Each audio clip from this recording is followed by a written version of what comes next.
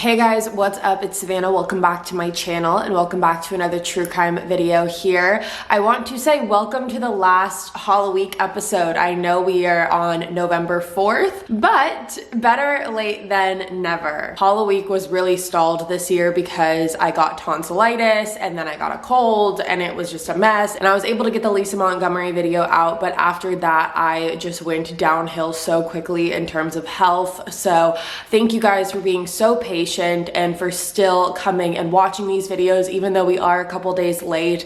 I want to say thank you guys so much for making HALLOWEEK possible and for allowing me to do this, because honestly you guys, this would not be possible without you. I wouldn't be able to make these videos without you. Thank you for sitting through the ads, and thank you for listening to the stories and giving your input and really being thoughtful with your responses. It is absolutely such an honor and a privilege to be able to do something like this, and I know this is like really sappy. I just want you guys to know that your dedication to these cases never goes unnoticed, and I'm really proud of what we have accomplished here. So thank you guys so much for allowing me to do this. Thank you for enjoying another year of HALLOWEEK, and I hope we're able to do it again next year. So thank you guys so much. So before we get started with today, I wanted to quickly thank our three sponsors, which are Feels CBD, HelloFresh, and Solid Gold. So let's start out with HelloFresh. Now, HelloFresh is America's #1 meal kit. HelloFresh offers convenient delivery right to your doorstep for easy home cooking with the family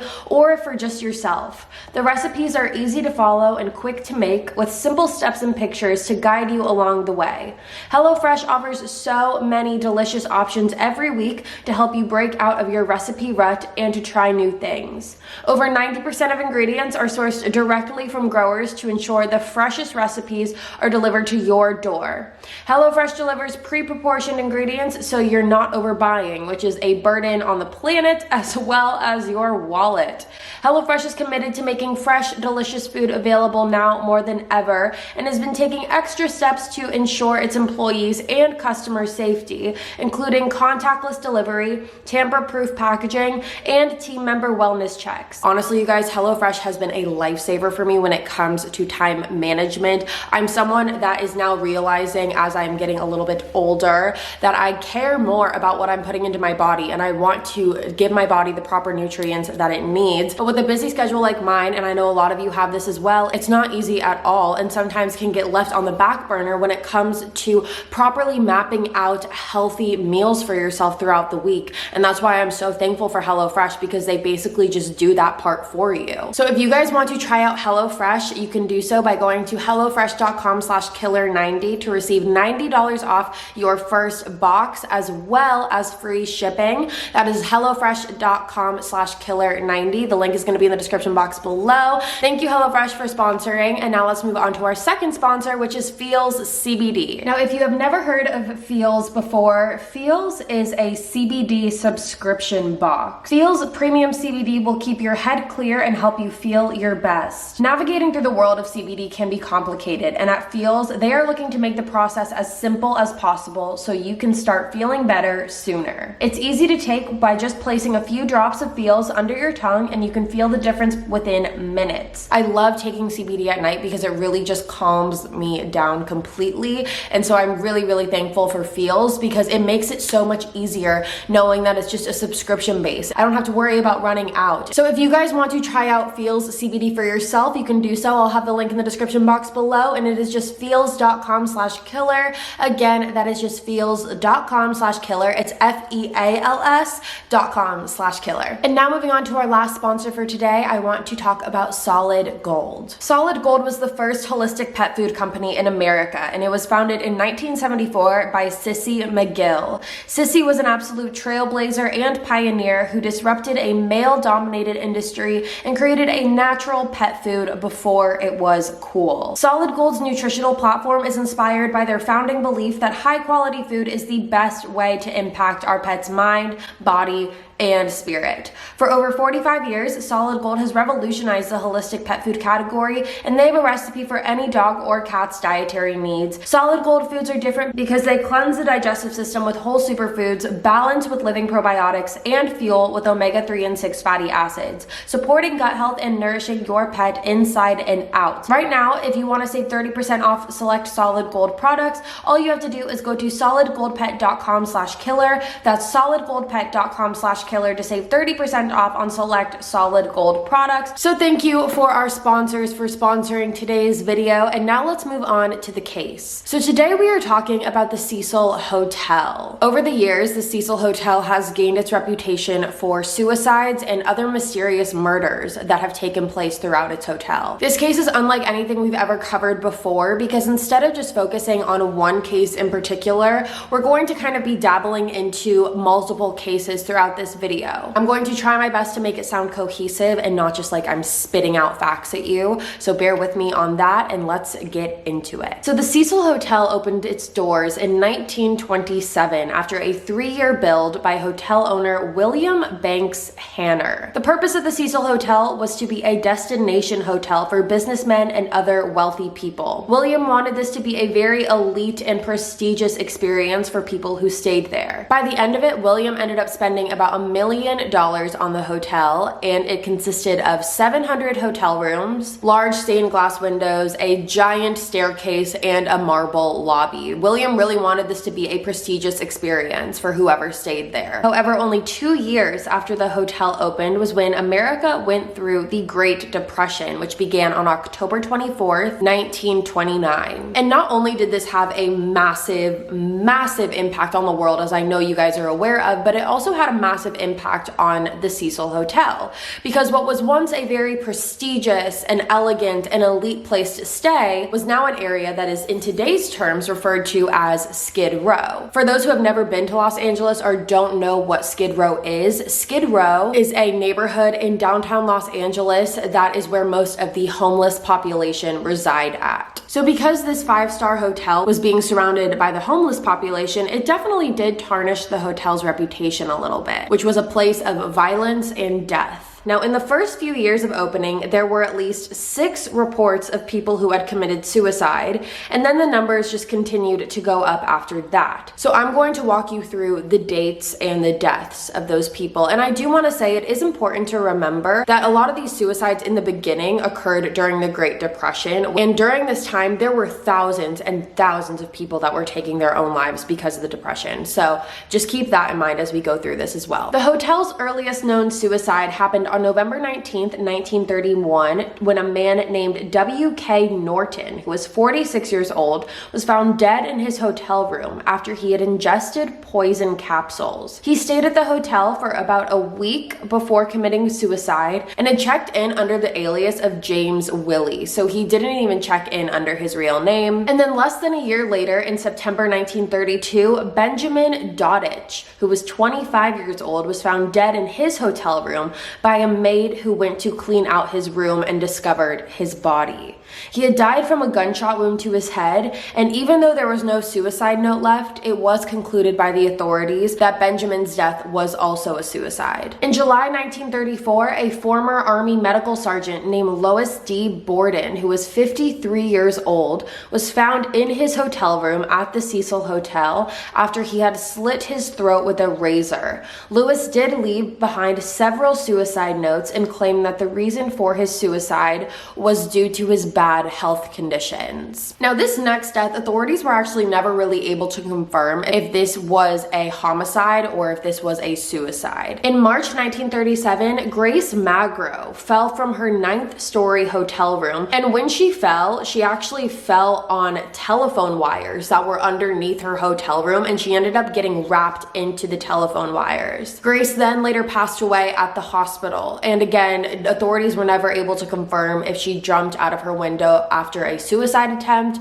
or if this was accidental, or if it was a homicide. Then, less than a year later, in January 1938, a 35-year-old U.S. Marine Corps fireman named Roy Thompson had been staying at the Cecil Hotel for several weeks before he had jumped from the top floor of the hotel and was found on the top of a neighboring building. Then a little over a year after that, in May 1939, a Navy officer by the name of Erwin Neblett was found dead in his room after he had also injected himself with poison. And then in 1940, a woman named Dorothy Schuyger, who was 45 years old, also ingested poison, similar to this first suicide of W.K. Norton as well as Erwin Neblett. Now, after her body was discovered, she was transported to the hospital, but her condition when she got to the hospital was never released, so no one was ever able to fully confirm whether or not she passed away or if she actually ended up surviving this. Her condition was never released after she got to the hospital. So just in the 1930s alone, which was just 3 years after the hotel had opened, the Cecil Hotel had already seen an unimaginable number of deaths. To have 6 suicides in one hotel over the span of 10 years is extremely uncommon. So because of this, it definitely started off the hotel by having a very eerie and questionable and possibly haunted reputation. So now we move to September 1944, and during this time is when 19-year-old Dorothy Jean Purcell was staying at the hotel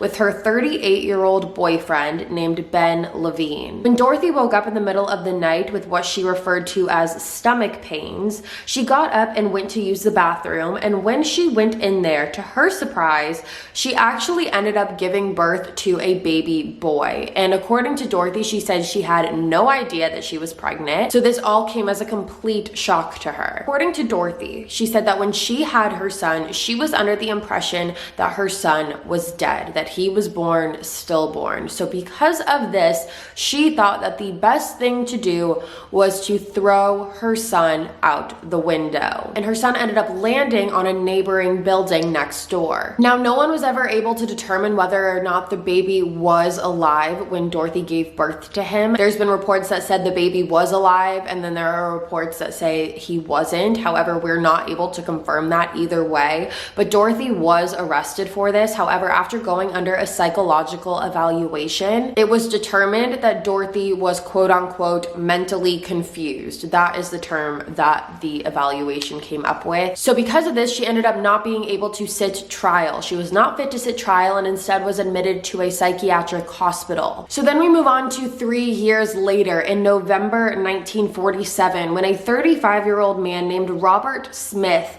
had committed suicide after jumping out of his hotel room at the hotel while he was staying on the 7th floor. And about 7 years later, on the exact same floor, a stationery firm employee who lived in San Francisco named Helen Gurney had also jumped from the window of her room.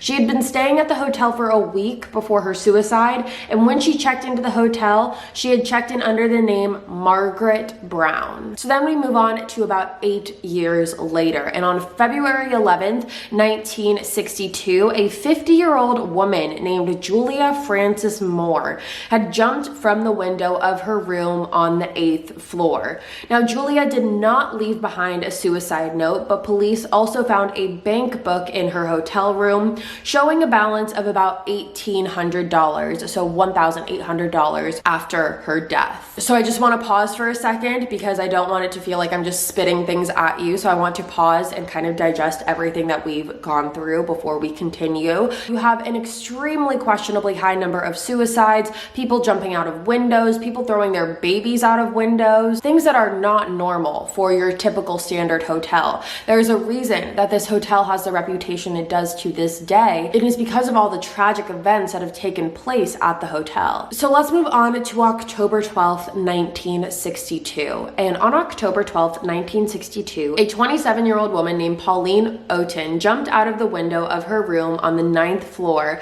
after she had gotten into an argument with her husband. Now, she had obviously passed away after jumping out of the hotel room. However, it was always a question as to whether or not the husband was responsible for her death, meaning he was actually the one that pushed her out of the hotel room. However, according to her husband, he said that after they got into this argument, he ended up leaving the room to cool off and kind of clear his head. And when he came back, he discovered that his wife had already jumped out of the window. So he is saying that she jumped after he had left when he wasn't there, and he came back to discover her dead. Now, when Pauline jumped out of this window, she actually ended up killing a pedestrian in the process because she had actually fallen on him. Now, this pedestrian's name was George Gianni. He was a 65-year-old man at the time, and because there were no witnesses at the time of this, authorities had actually assumed that the both of them had known each other and had jumped together. It was later discovered that that was not the case due to the positioning of George's body. He still had both of his shoes on and his hands were in his pockets, and authorities knew that if this was someone who had jumped out of a window, they most likely would not have their shoes on and their hands in their pockets. Now, before we move on to the first known murder in the Cecil Hotel, I want to talk to you guys about a person who you all are probably very familiar with. And that is because we actually covered her case in last year's HALLOWEEK series on my podcast, and that is Elizabeth Short, also known as the Black Dahlia. Now, if you don't remember, which if you don't, you can go listen to my entire podcast episode on it. The Black Dahlia case happened in 1947 when 22-year-old Elizabeth Short was found brutally murdered and mutilated in Leimert Park in Los Angeles. Now, to this day, Elizabeth's case is infamously unsolved. However, I did want to mention her because it has been said that Elizabeth's last known location, one of the very last places that she was seen, was the Cecil Hotel. Now, it is not believed that she died there or she was murdered there. Again, this is unsolved. However, I did want to mention it because it again is one of those just very eerie connections. So now let's talk about the first known murder at the Cecil Hotel. And this occurred on June 4th, 1964 to a woman named Goldie Osgood, also known as Pigeon Goldie. Goldie was a retired telephone operator, and she got her nickname because she had fed birds in a nearby park called Pershing Square. Goldie was found dead in her hotel room at the Cecil Hotel by a hotel worker, and when Goldie's body was found, it was discovered that she had been raped,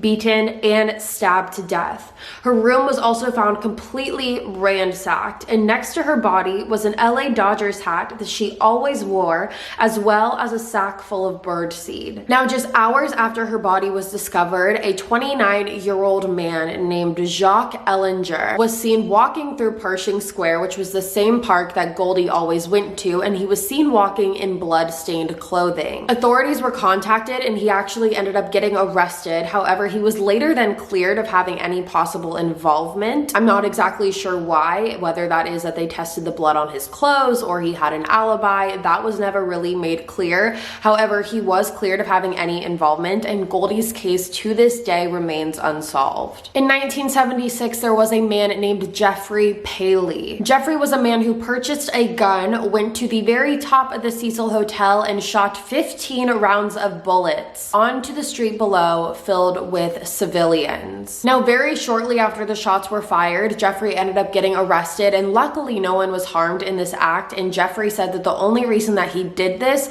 was because he wanted to prove how easy it was for a person suffering from mental health issues to be able to purchase a firearm, which, if you think about it, is very interesting because that's still something that gets talked about to this day. So now we move on to someone that you guys are probably familiar with if you're interested in serial killers in the true crime world, and that is a man named Richard Ramirez. Richard Ramirez is otherwise known as the Night Stalker, and Richard was a serial killer known for murdering at least 14 people and torturing dozens more before he ended up getting caught. To give you a quick background on Richard, he was born in Texas in 1960 to immigrant parents Mercedes and Julian Ramirez. He was actually the 5th child in his family, and throughout his young adult life, he began an interest in Satanism. His first known murder was committed on June 28, 1984, when he murdered 79-year-old Jenny Vincow after he sexually assaulted her and stabbed her to death. Richard struck again 9 months later when he killed 2 people in one night,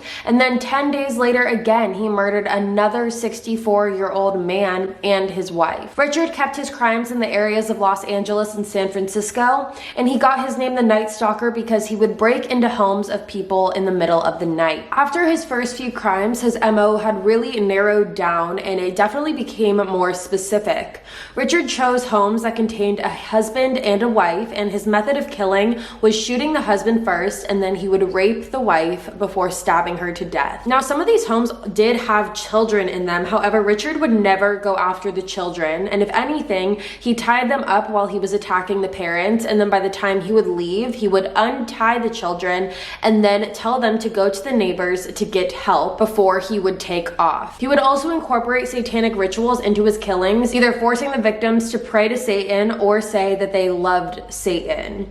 Even when Richard got arrested and went to trial, at his first court appearance, he raised his hand that had a pentagram drawn on it and yelled, "Hail Satan," in the courtroom. Richard was arrested on August 30th, 1985, and 4 years later, on September 20th, 1989, he was charged with 13 counts of murder, 5 counts of attempted murder, 11 counts of sexual assault, and 14 counts of burglary. He was sentenced to death by gas chamber. However, he ultimately died 24 years later from complications relating to B-cell lymphoma. Now, like I said, Richard's murders for the most part took place in LA, and by the end of his murder spree, he ended up moving to San Francisco. However, in the beginning, the majority of his murders took place in LA, and while he was in LA, he needed a place to stay, and he ended up spending a lot of his time staying at the Cecil Hotel. Rooms were only $14 a night back then, so it made it really convenient for him. It didn't really stretch out the wallet too much. He could stay there and kind of come and go as he pleased. When Richard would return back to the hotel after committing a murder, he would usually take off his clothes in the back parking lot because they were blood soaked, and so he would take them off and then walk through the hotel literally just in his underwear. However, because of the different types of people that were roaming through the Cecil Hotel, no one really looked twice at this, and no one really thought anything of it. Now, I'm gonna look over here to read a quote by a bus driver named Richard Shaw, and he ran one of the bus tours in LA, and he said, quote, "The Cecil Hotel, along with a couple others, just became this giant coral reef for the worst people in the world. By 1990, the LAPD won't even go into those types of places. It was like, if we're called, then we'll go in, but if we're not patrolling," end quote. So even though Richard never committed any of his murders at the Cecil Hotel, that's still where he stayed during his murder spree. So now we move on to a second serial killer who spent a lot of time at the Cecil Hotel, and that was a man named Jack Unterweger. The names the media gave him included Jack the Writer and the Vienna Strangler. Jack was an Austrian serial killer who murdered 11 prostitutes in Vienna, Prague, and Los Angeles between 1990 and 1992. However, his first reported murder occurred in 1974. He was born in 1951, and there were allegations that his mother used to be a sex worker while simultaneously working as a waitress. During Jack's teenage years, he also worked as a waiter, and this is around the time where he chalked up quite the bit of a criminal record. He got arrested 16 times for theft-related offenses, however, was also arrested multiple times for sexual assault on a sex worker, which resulted in him spending 8 years in jail. When he committed his first murder in 1974, he killed a woman by strangling her with her own bra and was ultimately sentenced to life in prison for this. However, he got released in 1990 after he completed the minimum 15 years of his life term. But once he got out of prison, his killings only continued. He was known to strangle his victims with their own lingerie. And Jack also resided at the Cecil Hotel while he was living in LA. He actually worked for an Austrian magazine and wrote articles about the crime that was happening in LA. Ironically enough, he was a big part of that scene. And because of this job, because he was a journalist, he actually got the ability to ride around with multiple police officers and learn some of the behind the scenes secrets that they had, which in turn only helped him with his crimes because he learned how to cover himself up better. So he definitely used his reporter journalist job to his advantage, and similar to Richard Ramirez, he also resided at the Cecil Hotel during his killings. So now we're going to discuss a case that is connected to the Cecil Hotel that you guys have been requesting for a long time now, and we're kind of just going to go over a brief synopsis of it because it is a very popular case. Not saying that it doesn't deserve just as much recognition. However, I'm not going to go into the entire full case in this video. Possibly we'll do it in the future. However, this is just kind of gonna be a brief synopsis of it. And that is the case of Elisa Lam. In 2013, 21-year-old Elisa was visiting Los Angeles. She was a student at the University of British Columbia in Vancouver and was last seen on January 31st, 2013, which was the day that she was supposed to check out of the Cecil Hotel. However, that never ended up happening. When Elisa's parents didn't hear from her that day, they knew automatically that something was wrong, and that is when they contacted the LAPD to file a missing persons report, and they also ended up flying to Los Angeles to help with the search. Hotel staff reported to seeing Elisa that day wandering through the hotel by herself, and there was also a bookstore manager who worked outside in their own like bookstore shop, is what I'm trying to get at. Like, it was a bookstore, literal bookstore. I don't know why I put so much emphasis on that, but just in case it was kind of confusing.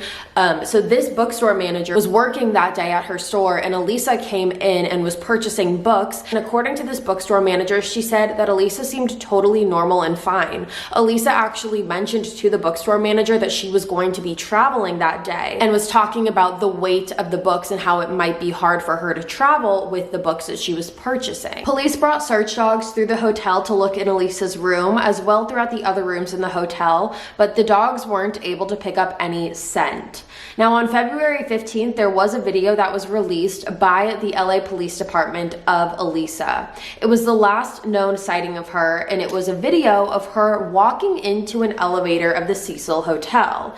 If you've heard of this case at all before in the past, then you probably know what video I am talking about. And this video, when it was released, picked up everyone's attention, and that was because of the strange behavior that Elisa was exhibiting throughout it. Elisa is seen entering the elevator, and once she gets in, she is seen clicking on several buttons of floors, and once she does that, she steps back to the corner of the elevator, and then when the doors don't immediately close, she is seen quickly peeking her head out of the elevator doorway and looking to the right and then to the left, almost as if she was worried someone was watching her or someone was going to come into the elevator with her. She then stands in the corner of the elevator and walks out of the elevator again, looks side to side, and is seen walking down the hall before she gets back in the elevator, clicks a bunch more buttons again. She then puts both of her hands over her ears and turns to the right.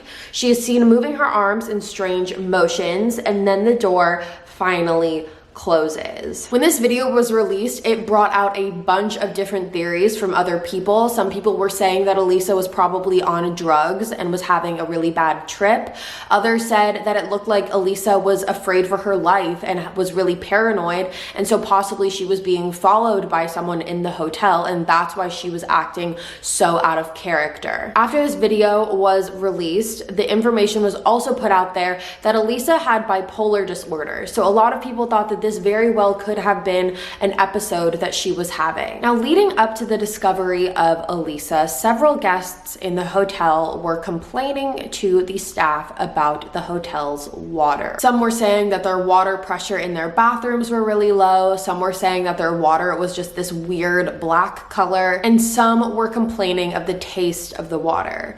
And then on February 19th of that same year, just less than a month after Elisa went missing, Elisa's body was discovered. Her body was found in a 1,000-gallon water tank. The Cecil Hotel had 4 of these water tanks that provided water to the hotel rooms, the kitchen, and the coffee shop, and that's where Elisa's body was discovered, in one of those 4 tanks. 2 days later, on February 21st, the coroner's office said that Elisa's cause of death was accidental drowning, with her bipolar disorder being a significant factor in her death.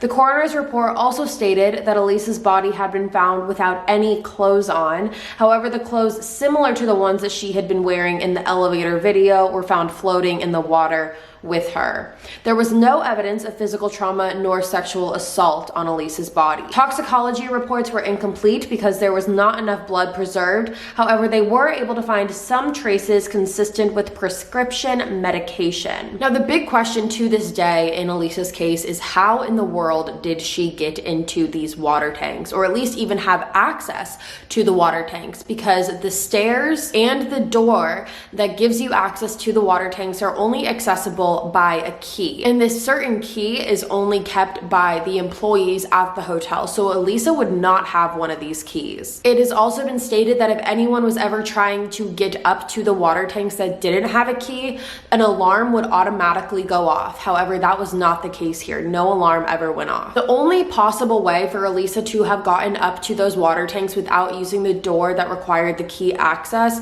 was if she used the fire escape. And a lot of people have concluded that that is most likely how Elisa got up there. However, it's also a big question is how she got inside of the tanks, because these tanks were covered with very heavy lids. And when hotel workers do need to look at the tanks and look at the water inside the tanks, they have to use a ladder. So not only do these tanks have these incredibly heavy lids that are really hard to take off, but also whoever gets up there has to use a ladder to do so because they're so tall. So it's a very big question as to how Elisa got up there, how she was able to remove the lid, and how she got into the tank and then the lid being closed on top of it. Now, this is just another example of a tragedy that happened at the Cecil Hotel, and it is probably the most widely known tragedy. However, once you look more into the hotel and its history, you learn that this is not the first time something like this has happened here. Now, in 2011, the Cecil Hotel decided that because of the reputation that the hotel was carrying, this reputation was heavily affecting their business. Obviously, when you have so many inexplainable tragedies occur at your hotel, people aren't going to want to stay there. So they decided to change things, and they ended up rebranding. They ended up changing their name from the Cecil Hotel to what is now called the Stay on Main Hotel.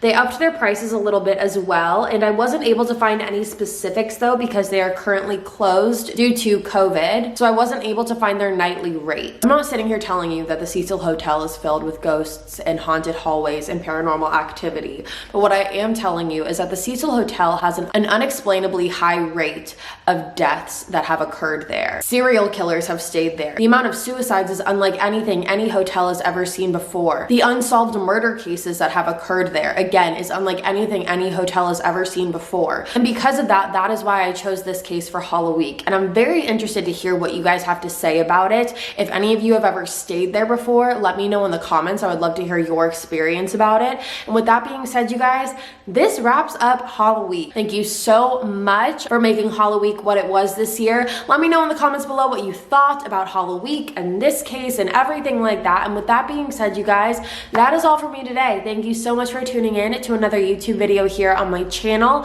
If you're new here, hi, my name is Savannah. I make videos 3 days a week, Sunday, Tuesday, Thursday. You should subscribe and join the family. I will be back tomorrow with our true crime video for the week, regular scheduled programming for the week. And I also will have all the links for my podcast, Instagram, social medias in the description box below. I'll see you guys tomorrow, and until then, stay safe. Bye, guys.